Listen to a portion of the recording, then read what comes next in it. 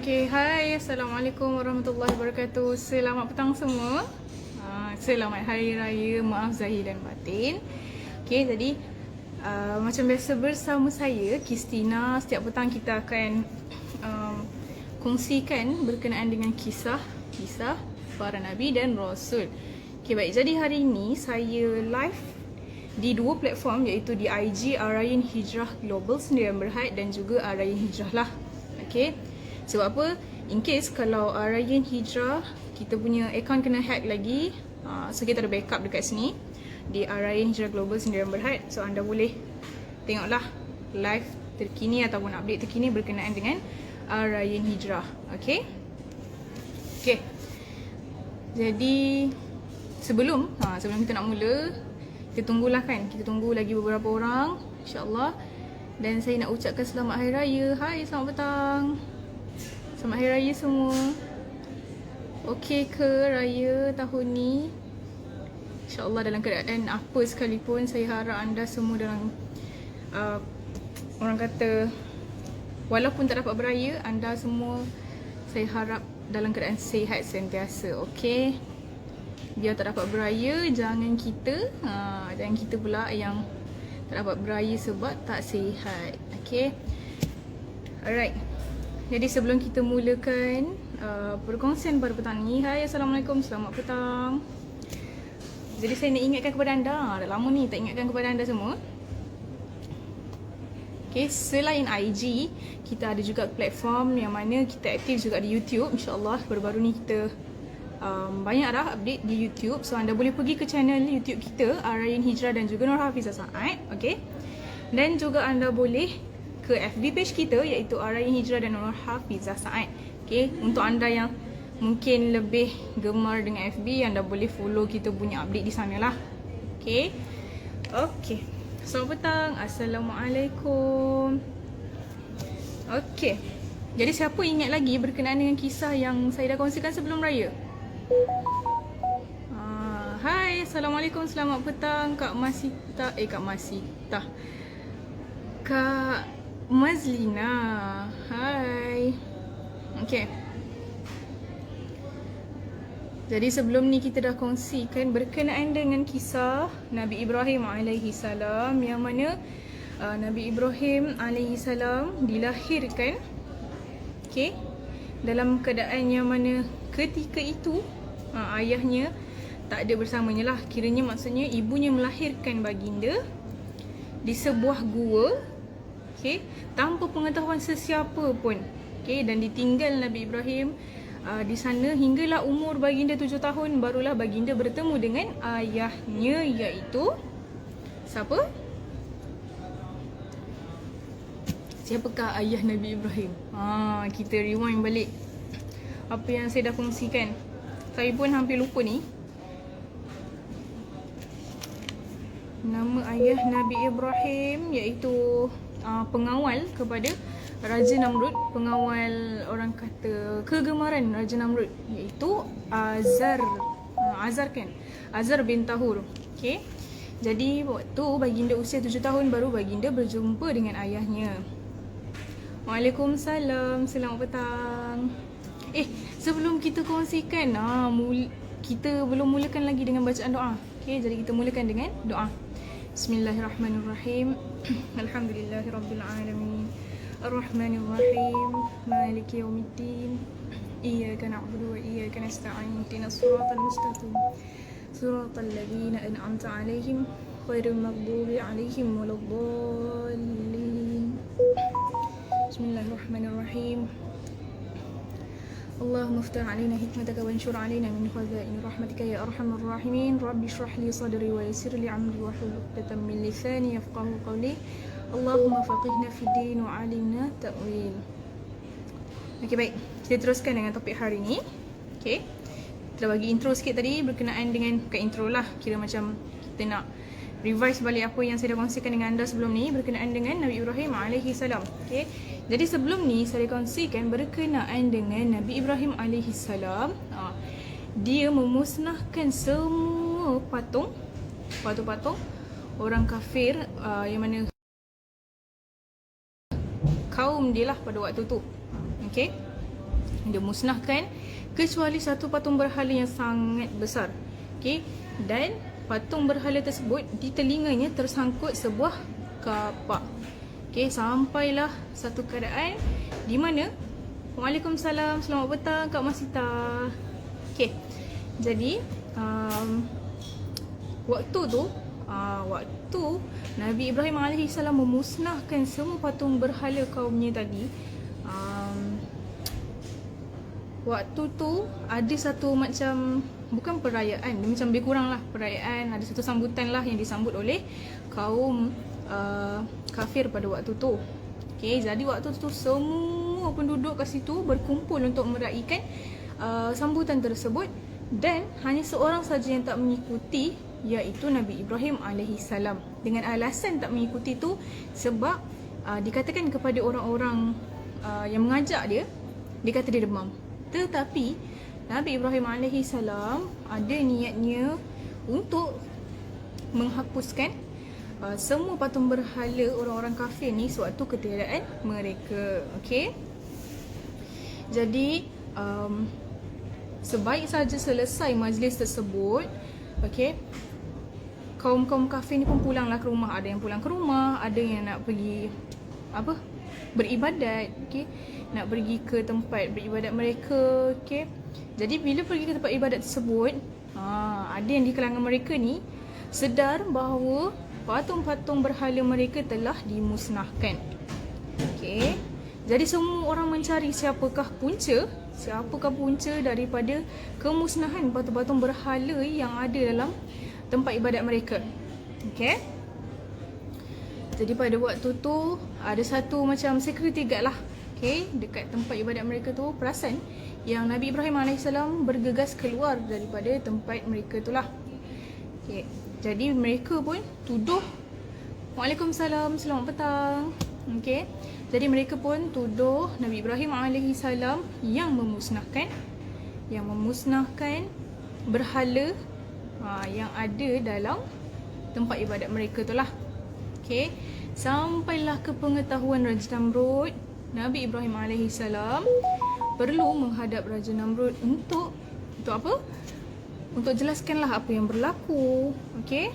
Sampailah Nabi Ibrahim terima hukuman.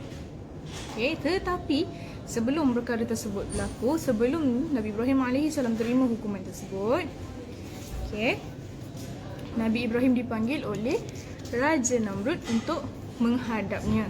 Okey, pada masa tu semua orang-orang ataupun kaum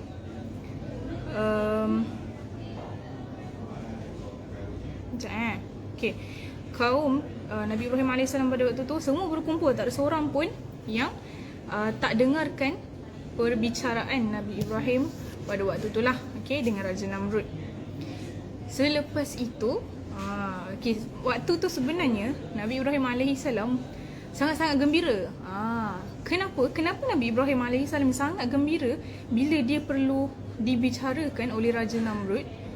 Kena menghadap pula tu Raja Namrud dalam istana dengan semua sekeliling orang-orang ni tengah mencerca, memaki dia. Okey. Jadi Nabi Ibrahim pun rasa seronok tau. Dia rasa gembira sebabnya Nabi Ibrahim AS menganggap itu adalah peluang baginya untuk mendakwah kaum-kaumnya dan juga Raja Namrud. Okey.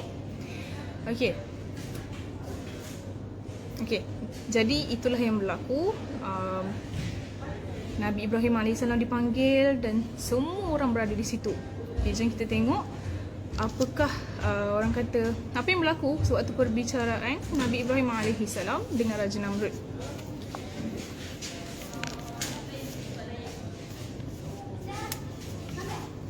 Okey. Jadi perbicaraan dibuat secara terbuka agar seluruh rakyat kota Babylon dapat melihat dan mendengar perbicaraan itu. Dan kali ini hati Nabi Ibrahim AS sangatlah puas. Seperti yang saya katakan tadilah, Nabi Ibrahim sangat puas sebab apa? Sebab semua orang ada pada waktu tu. So tak ada seorang pun yang tertinggal daripada mendengar dakwah yang akan diselitkan oleh Nabi Ibrahim AS. Okey. So dalam masa yang sama, Nabi Ibrahim bolehlah sampaikan agama Allah Subhanahu Wa Taala. Dan hari perbicaraan tersebut, dalam hari perbicaraan tersebut, Nabi Ibrahim AS dibawa ke hadapan para hakim dan di hadapan singgah sana Raja Namrud. Dan seluruh rakyat adalah di sekelilingnya, bersorak pun ada, bercerca Nabi Ibrahim AS atas kelakuannya menghancurkan patung-patung berhala mereka lah. Okay. Dan Nabi Ibrahim AS didakwa telah menghancurkan dan melenyapkan Tuhan-Tuhan mereka, tetapi baginda menyangkal perbuatan tersebut. Baginda menyangkal perbuatan tersebut. Apa yang Nabi Ibrahim katakan ialah sebagai bukti bahawa baginda baginda tak melakukan perkara tersebut. Baginda katakan kepada orang-orang, ataupun baginda katakan kepada Raja Namrud lah, okay? Baginda katakan supaya mereka ni semua tanyakan kepada berhala besar yang tak terhancur tu tadi. Berhala besar yang ada kapak tersangkut di telinga berhala tersebut. Mereka perlu tanya kepada berhala tersebut siapakah yang melakukan kemusnahan tersebut. Nabi Ibrahim katakan perkara tersebut kepada kaumnya lah, dan juga Raja Namrud. Okay.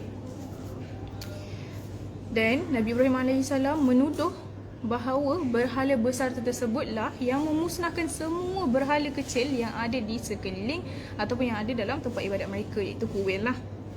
Okay. Jadi para penduduk kota Babylon, okay, kaum Nabi Ibrahim pada ketika itu mula berpandangan sesama sendiri, dan kemudian mereka pun masing-masing menundukkan kepala kerana bingung dan malu. Kerana sebenarnya mereka sedar dan mengerti bahawa patung berhala tu tak boleh nak berbicara pun. Kalau mereka tanya sekalipun dekat patung berhala tersebut, mereka takkan dapat jawapan apa-apa. Okay. Dan salah seorang pendakwa berkata kepada Nabi Ibrahim AS, okay, dia katakan, bukankah patung-patung itu tidak boleh berkata-kata? Mengapa engkau minta kami bertanya kepada dia? Lepas tu jawab pula Nabi Ibrahim AS, kalau begitu mengapakah kamu semua menyembah patung-patung yang tidak dapat berkata-kata dan tidak boleh mempertahankan dirinya sendiri dari kebinasaan? Mengapa kamu menyembah berhala, okay, dengan meninggalkan menyembah Allah? Apakah kamu tidak ada akal fikiran untuk berfikir perkara ini? Itu adalah kata-kata Nabi Ibrahim AS kepada pendakwa ni tadi. Inilah cara Nabi Ibrahim AS nak mendakwahkan kaum dia, nak mendakwahkan Raja Namrud sekali. Okay. Jadi mereka pun tersepit tahu dengan persoalan tersebut. Okay. Kenapa diorang sendiri tak tanya dengan patung berhala besar tersebut, sedangkan diorang mengagung-agungkan patung berhala tersebut, mereka menjadikan patung-patung berhala ini sebagai Tuhan. Lepas tu, kenapa mereka nak ikut lagi, nak sembah lagi patung berhala, sedangkan kalau ditanyakan kepada patung-patung berhala ni, mereka takkan dapat menjawabnya langsung. So logik lah apa yang Nabi Ibrahim AS nak tunjukkan kepada kaumnya ni tadi. Okay. Jadi tepat dan benarlah hujah-hujah Nabi Ibrahim AS ni, dikemukakan hujah-hujah tersebut dalam perbicaraan baginda untuk mempertahankan diri daripada tuduhan memusnahkan. Okay. Tapi para hakim adalah para penyembah berhala.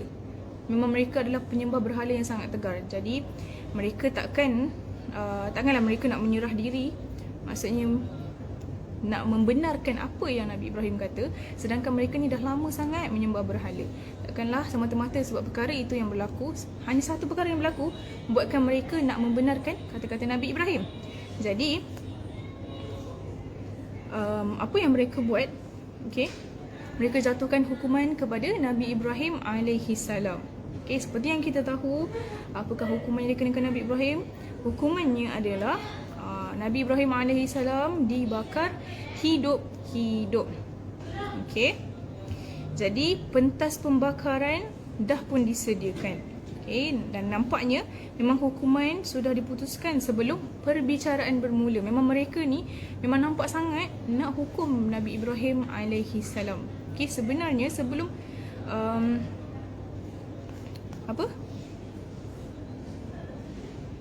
sebelum lagi perbicaraan tu, tempat hukuman tu memang dah dicipta, memang dah dibuat. So nampak sangat yang mereka ni nak menghapuskan Nabi Ibrahim alaihi salam lah. Okay. Dan kayu api untuk pembakaran pun semua dah disiapkan. Orang ramai pun mulalah berdesak-desak nak tengok apa yang berlaku nanti apabila Nabi Ibrahim alaihi salam dibakar. Okay, dan semua kayu-kayu api yang ada untuk membakar Nabi Ibrahim pada waktu tu diberikan oleh setiap orang rakyat-rakyat di kota Babylon tu tadi. Maksudnya mereka ni menyumbang kayu api untuk membakar Nabi Ibrahim alaihi salam. Okay, memang sangat tinggi timbunan kayu-kayu untuk membakar Nabi Ibrahim alaihi salam tu tadi.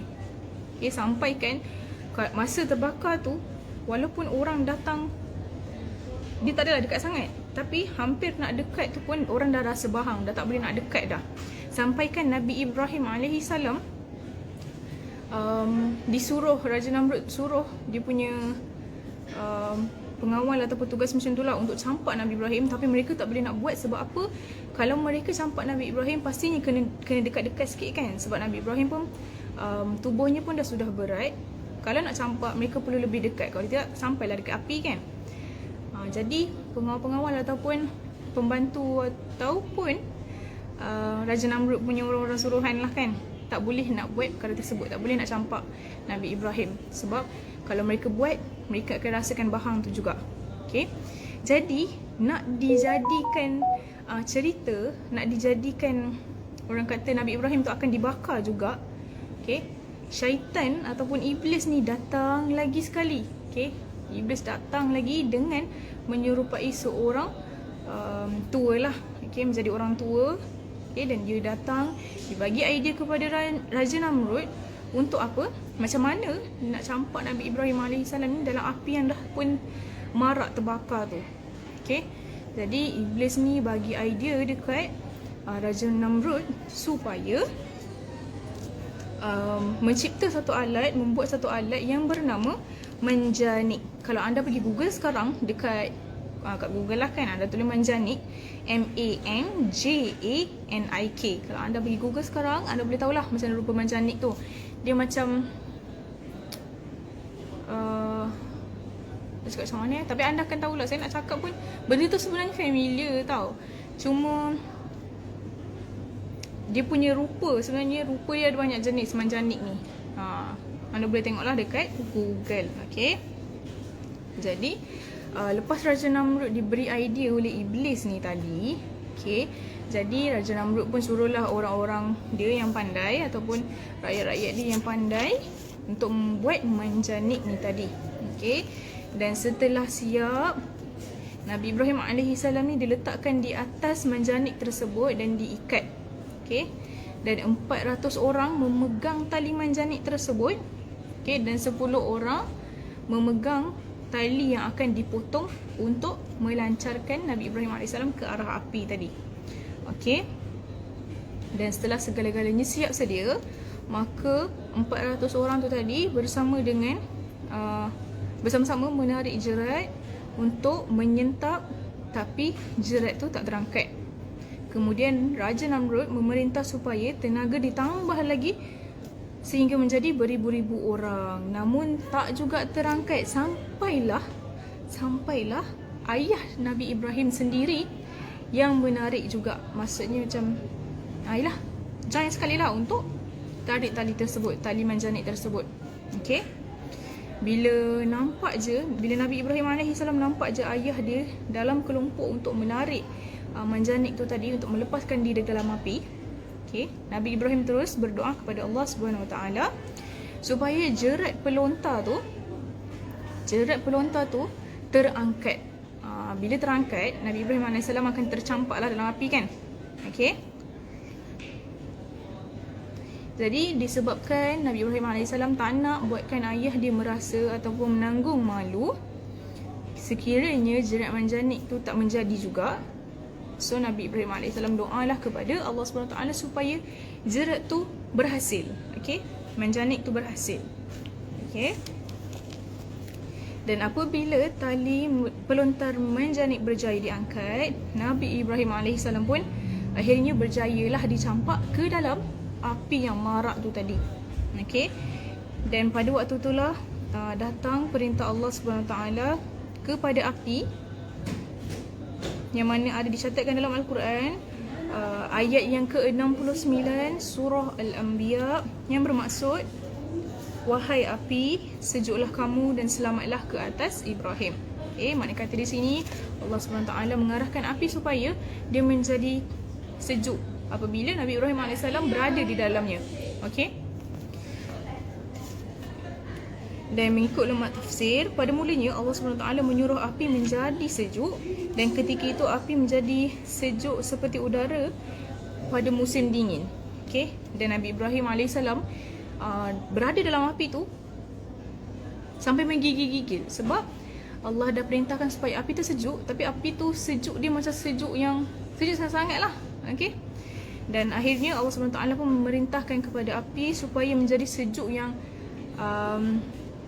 sedang-sedang sahaja. So Nabi Ibrahim AS pun selesalah berada dalam api itu tadi. Okay. Jadi waktu itulah Nabi Ibrahim AS berasa selesa duduk dalam api tu walaupun lama. Okay. Dan menurut riwayat ahli tafsir, bahawa ketika Nabi Ibrahim AS dah berada pun dalam api, datanglah Malaikat Jibril AS membawa kepada baginda barang-barang dari syurga. Apakah dia? Okay, barang-barang tersebut adalah seperti kerusi, buah-buahan dan juga pakaian. Okay. Jadi pada waktu tu, orang-orang yang nak tengok sangat Nabi Ibrahim ni diseksa, dibakar, okay, mereka terkejut. Sebab apa? Sebab tengok Nabi Ibrahim AS berada dalam api macam orang yang tak kesakitan. Baginda Nabi Ibrahim AS berada dalam keadaan yang orang kata sangat-sangat relax lah. Okay. Macam mustahil je orang yang duduk dalam api, yang berada dalam api yang marak tu boleh macam cool je. Faham tak? Okay. Jadi Nabi Ibrahim AS pun pakailah pakaian baru yang diberi oleh Malaikat Jibril tu, dan menikmati buah-buahannya enak yang dibawa oleh Malaikat Jibril AS, yang mana buah-buah tersebut adalah buah-buah daripada syurga. Dan di samping itu, apa yang berlaku lagi, ada pula mata air terpancar di keliling Nabi Ibrahim AS, yang menambah lagi kenyamanan bagi Nabi Ibrahim AS. Okay, jadi Raja Namrud dia jadi terkejut bila nampak peristiwa itu juga. Bukan sahaja masyarakat ataupun rakyat kota Babylon sahaja yang terkejut, tapi Raja Namrud pun turut terkejut. Okay. Jadi bagaimana Raja Namrud pun macam pelik lah. Macam manalah anak si Azar bin Tahur ni tadi, okay, boleh terselamat daripada api yang panas tu tadi. Okay, dan dia fikir, apakah benar-benar Nabi Ibrahim AS ni Rasul yang diutus oleh Allah Subhanahu Wa Taala. Okay, dia pelik lah macam mana lah kan keturunan Azar ni boleh menjadi sekebal itu. Okay. Jadi Raja Namrud pun, walaupun dia berfikir macam tu, dia tetap lagi tak percaya kebenaran dakwah Nabi Ibrahim AS. Sebab apa? Dia masih lagi nak berseronok-seronok dengan harta kekayaan dia dan sebagainya. Sebab itulah dia tak boleh nak terima Nabi Ibrahim AS dengan dakwahnya. Okay. Dan selepas saja peristiwa baginda dibakar dan api pun tak dapat memakan jasad Nabi Ibrahim AS, sewaktu tu Nabi Ibrahim semakin giat berdakwah.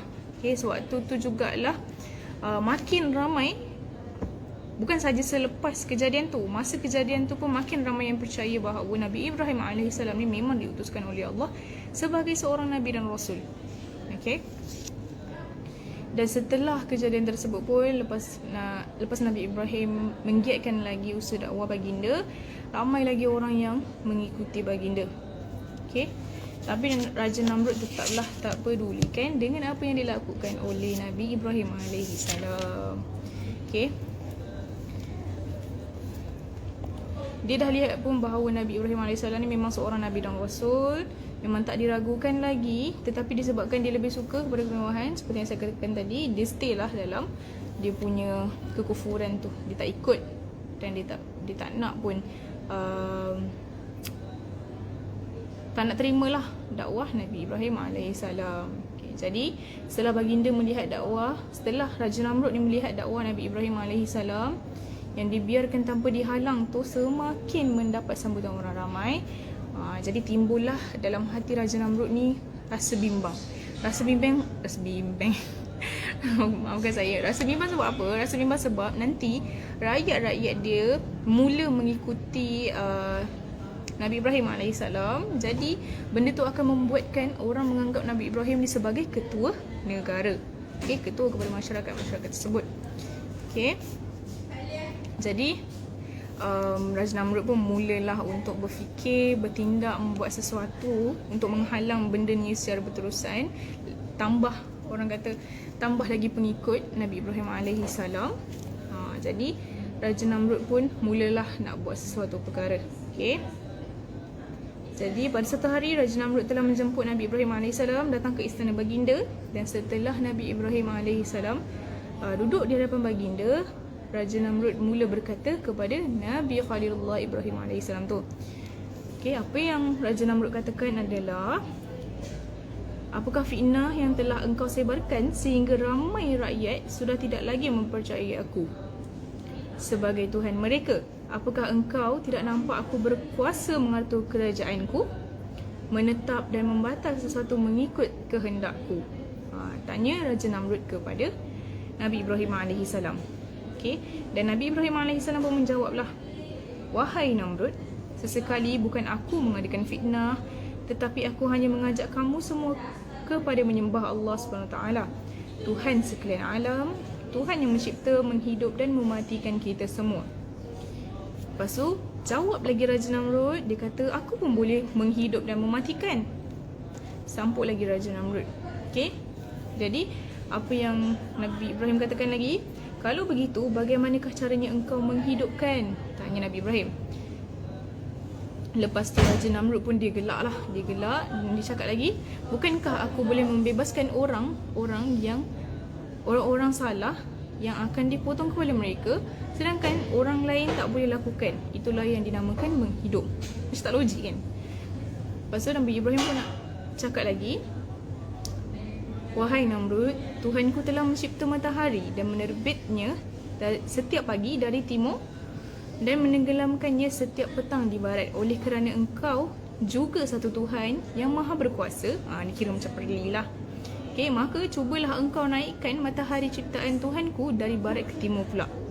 Okay, bila Raja Namrud dengarkan kata-kata Nabi Ibrahim AS ni, dia pun jadi macam speechless kejap.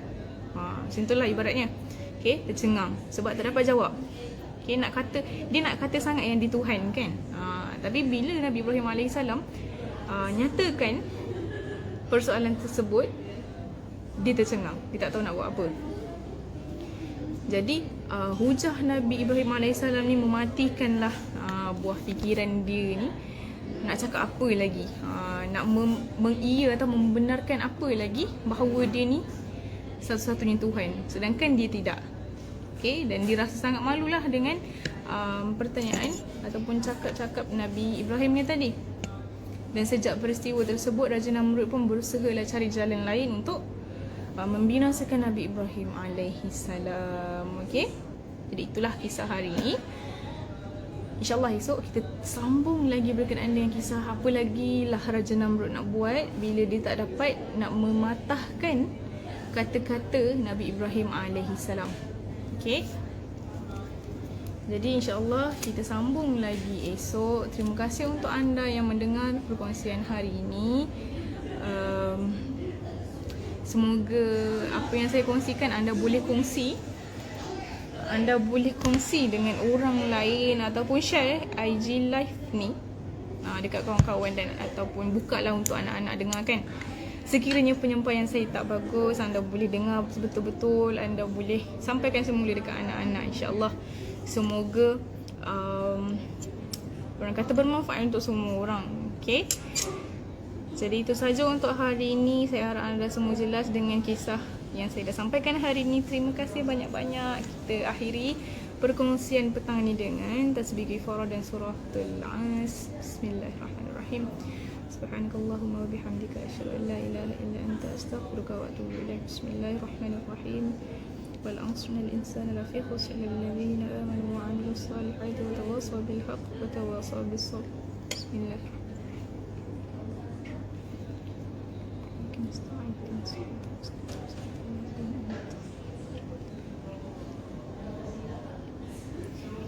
Amin, amin ya rabbal alamin. InsyaAllah kita jumpa lagi esok. Terima kasih banyak-banyak untuk anda yang menonton. Itu saja untuk hari ini daripada saya. Bye bye. Assalamualaikum.